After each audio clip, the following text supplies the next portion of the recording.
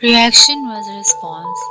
Suddenly, a cockroach flew from somewhere and sat on her. I wondered if this was the cockroach's response to all the glory that was spoken about it. She started screaming out of fear, with panic stricken face and trembling voice.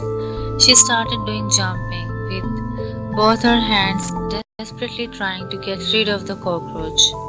Her reaction was contagious, as everyone in her group got cranky to what was happening.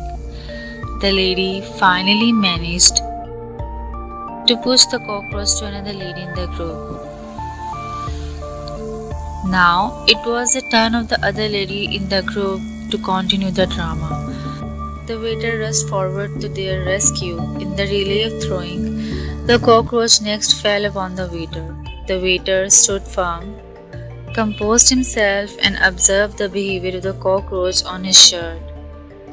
When he was confident enough, he grabbed and threw it out with his fingers. Sipping my coffee and watching the amusement, the antenna of my mind picked up a few thoughts and started wondering, was the cockroach responsible to their histrionic behavior? If so, then why was the waiter not disturbed? He handled it near to perfection, without any cause. It's not the cockroaches but the inability of the ladies to handle the disturbance caused by the cockroach that disturbed the ladies. I realized even in my case then, it's not the shouting of my father or my boss that disturbs me, but it's my inability to handle the disturbances caused by their shouting that disturbs me. It's not the traffic jams on the road that disturbs me, but my inability to handle the disturbances caused by the traffic jam that disturbs me. More than the problem, it's my reaction to the problem that hurts me.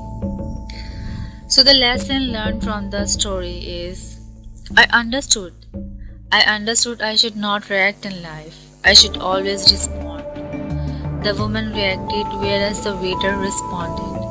Reactions are always instinctive, whereas responses are always intellectual.